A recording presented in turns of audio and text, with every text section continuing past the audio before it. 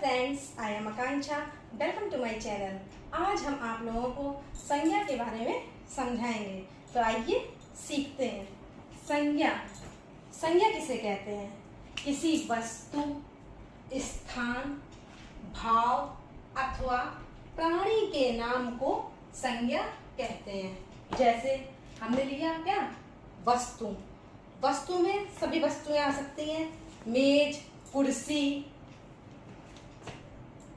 ये ले लिया हमने वस्तु में। मेज भी आ जाएगी तुम्हारी, कुर्सी हो गई, ठीक है, बोतल हो गई, अलमारी हो गई। जितनी भी वस्तुएं हैं संसार में, मेज, कुर्सी, बोतल, किताब, पेन, मोबाइल, सभी वस्तुएं तो हैं। तो ये सारी क्या होंगी तुम्हारी वस्तुएं। अब आता है स्थान। स्थान आगरा, दिल्ली, मुंबई, ये सभी क्या है स्थान।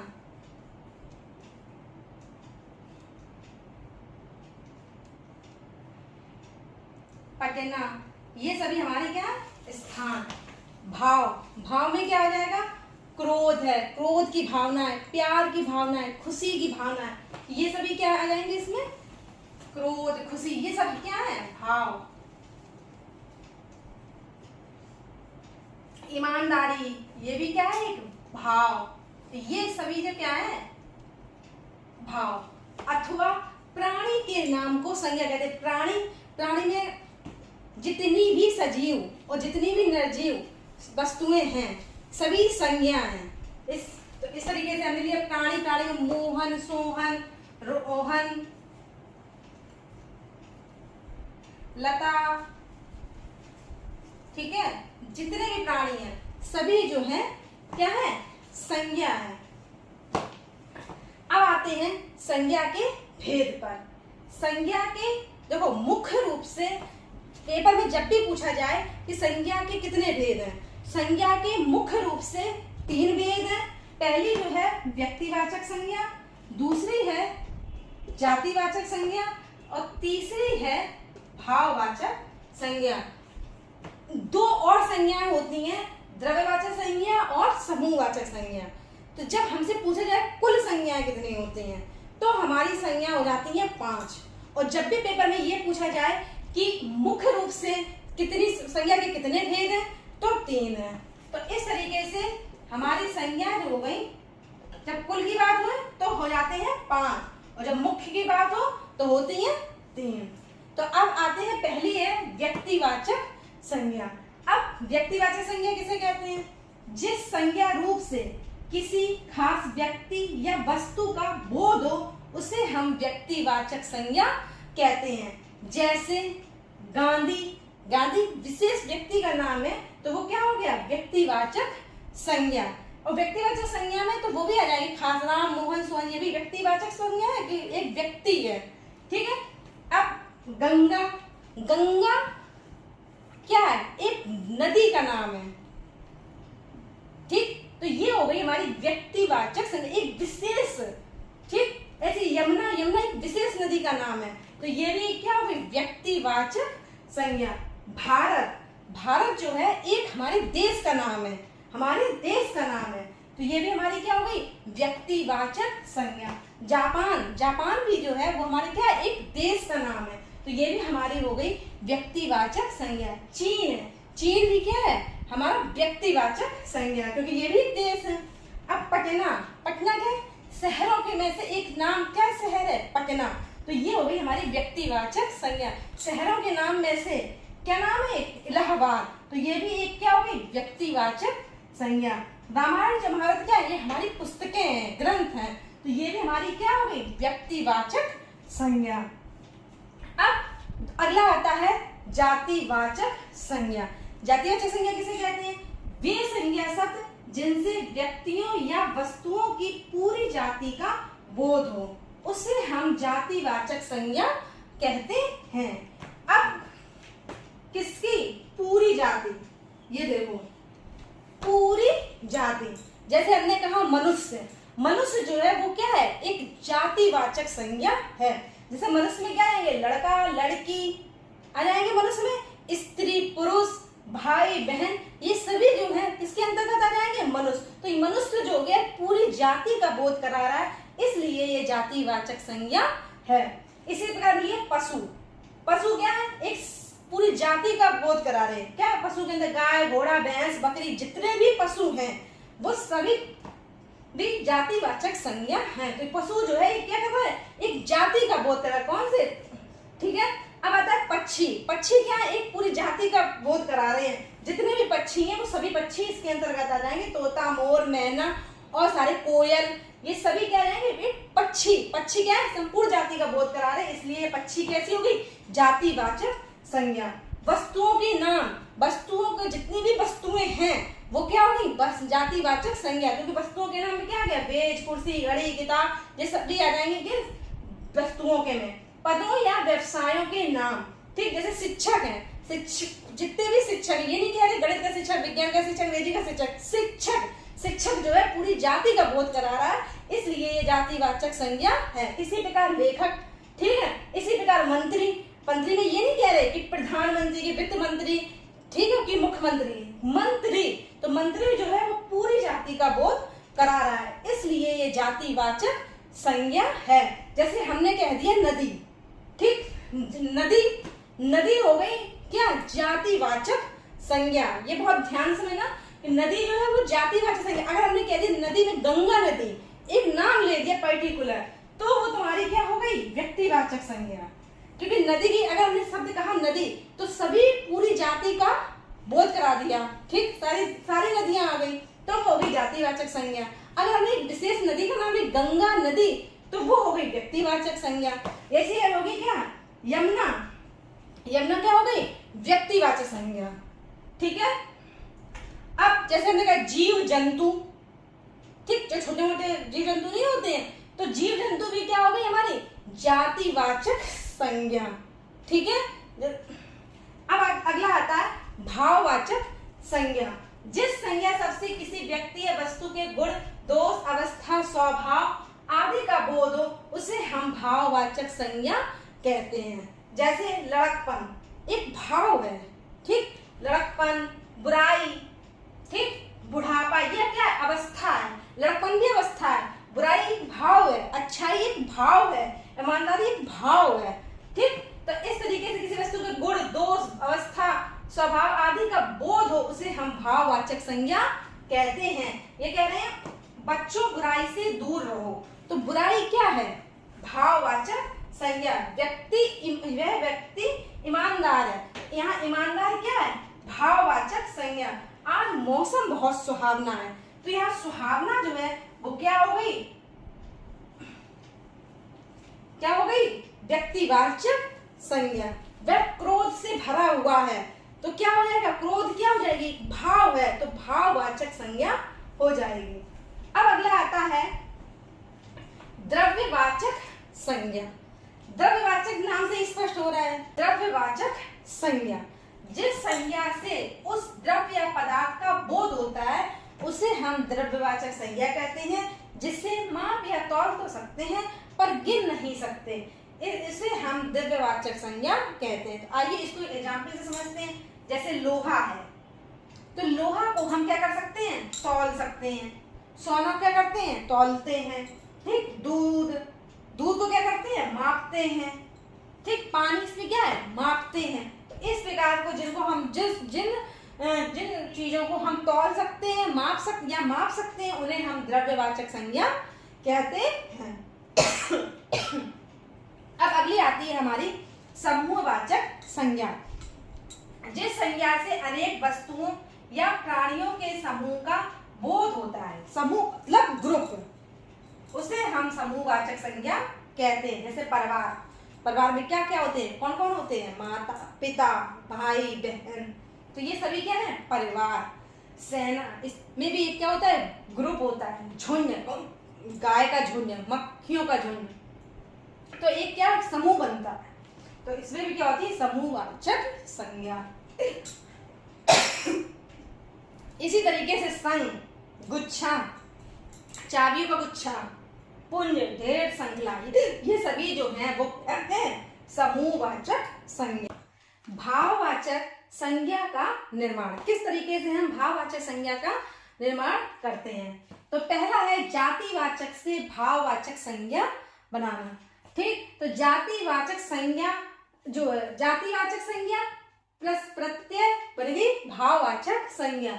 अब देखो मित्र, मित्र जो है वो क्या है? एक जातिवाचक संज्ञा है। मित्र, कई सारे मित्र हो गए, ठीक है, तो ये एक समूह हो गया, ये पूरी जाति का बोध करा रहा है, तो इसलिए ये क्या हो गई? जातिवाचक संज्ञा। अब मित्र में क्या जुड़ गया? हमने क्या जोड़ा? प्रत्ययता। तो हमारी जो भाववाचक संज्ञा है मित्रता, यानी कि मित्रता एक भाव होता है कि, ठीक है, इसी तरीके से प्रभुता, प्रभु, ठीक, ये हमारी जो है वो जातिवाचक संज्ञा है। और जाति और प्रभु, प्रभु में क्या जुड़ गया? ता, तो ये हमारी होगी प्रभुता, यानी प्रभु की असीम कृपा। तो यानी कि ये भी हमारी क्या एक भाव है, प्रभुता, तो ये भी हमारी क्या बनेगी? भाववाचक संज्ञा। बालक प्लस प्लन, बालक जो है वो क्या है? जातिवाचक संज्ञा। यहाँ किसी का नाम नहीं लिया जा रहा, राम, सीता, गीता, ऐसा कुछ नहीं है। बालक, बालक में सभी बालक, सभी तरीके के बालक आ गए, ठीक है। तो ये हो गई हमारी जातिवाचक संज्ञा, क्योंकि संपूर्ण जाति का बोध करा रहे हैं क्या? बालक। अब बालक में हमने क्या जोड़ दिया? बालपन प्रत्यय। तो हमारा जो भाववाचक संज्ञा बना क्या हुआ? बालकपन। नहीं कहते कि उसमें जो है बालकपन का भाव है, लड़कपन का भाव है, बालकपन का भाव है। तो इस तरीके से हमारी क्या बनेगी? भाववाचक संज्ञा। शत्रुधनता, शत्रु जो है, शत्रु जो है, शत्रुओं का समूह, उसमें क्या आ गए? तो ये भी हो गई क्या? जातिवाचक संज्ञा, एक पूरी जाति का बोध हुआ। तो ये हमारी जो हो गई जातिवाचक संज्ञा। और इसमें जो क्या हो गया? ता प्रत्यय लग गया, तो हमारी उसका क्या बन गई? भाववाचक संज्ञा, शत्रुता।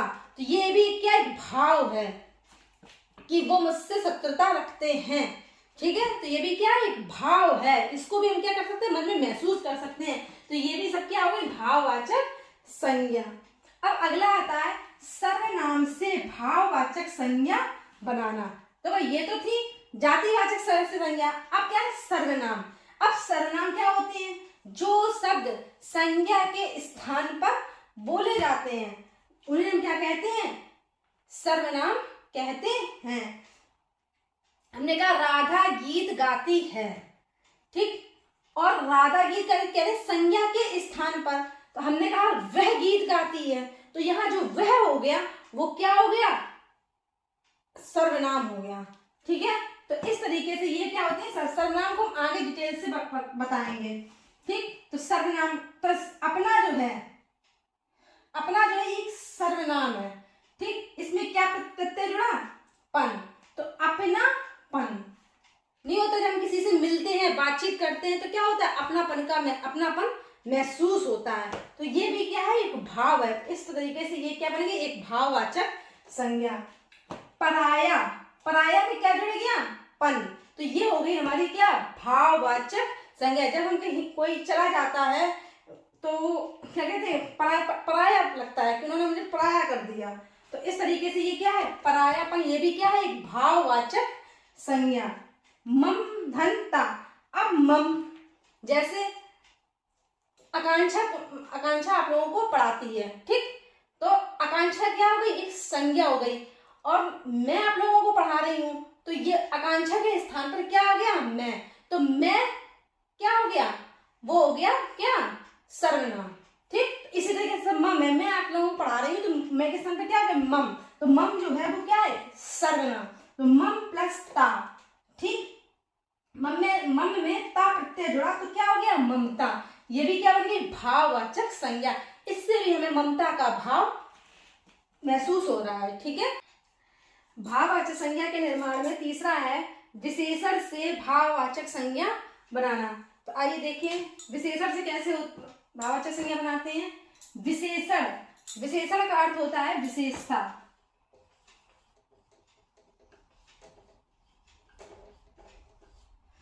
जो शब्द संज्ञा या सर्वनाम की विशेषता बताते हैं उन्हें हम विशेषण कहते हैं। जैसे वह गोरी लड़की है। इसमें जो गोरी शब्द है वो क्या है? विशेषण। अगर इस शब्द से हम गोरी शब्द हटा दें तो हमारा क्या हो जाएगा? तो कोई विशेषता बचेगी? नहीं बचेगी। तो गोरी शब्द जो है वो क्या है? विशेषण। और एक दूसरा शब्द होता है विशेष। विशेष क्या, इसके बारे में आगे डिटेल से बताएंगे, अभी शॉर्ट में समझो। विशेष, विशेष क्या है? लड़की। किसकी विशेष? जिसकी विशेषता बताई जाए उसे हम कहते हैं विशेष। तो यहाँ लड़की की विशेषता बताई जा रही है, लड़की कैसी है?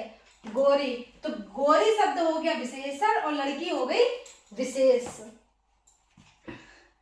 ठीक। अब विशेषण से भाववाचक संज्ञा, विशेषण शब्दों से भी भाववाचक संज्ञा शब्दों की रचना की जा सकती है। विशेषण शब्दों के साथ प्रत्यय जोड़कर भाववाचक संज्ञा शब्द बना सकते हैं। देखिए, अच्छा, अच्छा क्या है? विशेषण। वह अच्छा लड़का है। ठीक। तो ये अच्छा शब्द जो है वो क्या है? विशेषण। सुंदर, ये सुंदर क्या है? विशेषण। दुष्ट, ये क्या है? विशेषण। तो अच्छा धन आई, आई प्रत्यय मिलकर मिला हम अच्छा प्लस अच्छा हमारा विशेषण हो गया, आई ये प्रत्यय है, तो मिलकर क्या बन गया? अच्छाई। जो अच्छाई है ये होगी भाववाचक संज्ञा, जो भाव को महसूस करना, तो ये क्या होगी? अच्छाई। सुंदर धनता, सुंदरता, सुंदरता क्या होगी? ये भाववाचक संज्ञा, ये भी एक भाव है। दुष्ट धनता, दुष्टता, ये भी एक क्या है? भाववाचक संज्ञा। दुष्टता एक भाव है, तो दुष्टता। बड़ा धन आई, बड़ाई। एक धनता, एकता। काला प्लस पन, कालापन। इस तरीके से हमारी ये क्या बन गई? विशेषण से भाववाचक संज्ञा। अब क्रिया से भाववाचक संज्ञा बनाना।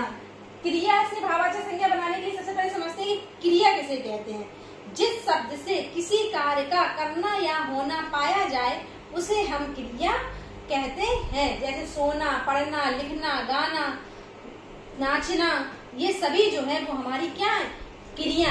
अर्थात कर्ता के द्वारा जो भी किया जाए वो सभी क्रियाएं हैं।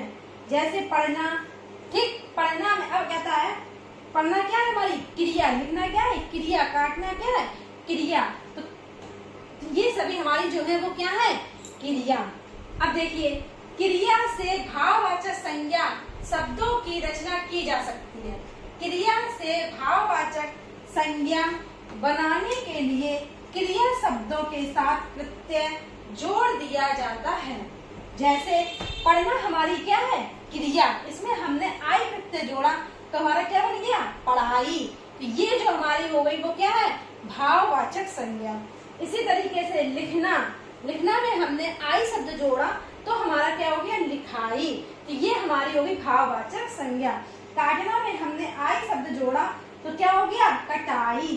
कमाना में हमने आई प्रत्यय जोड़ा तो हमारा क्या हो गया? कमाई। घबराना में हमने आहट प्रत्यय जोड़ा तो क्या हो गया? घबराहट। मिलना में हमने आवट प्रत्यय जोड़ा तो क्या हो गया? मिलावट। लिखना में हमने आवट प्रत्यय जोड़ा तो क्या हो गया? लिखावट। और मिलना में हमने आम प्रत्यय जोड़ा तो क्या बन गया? मिलाप। तो ये जो जितनी सारी हमारी जो बनी वो भाववाचक संज्ञा बनी।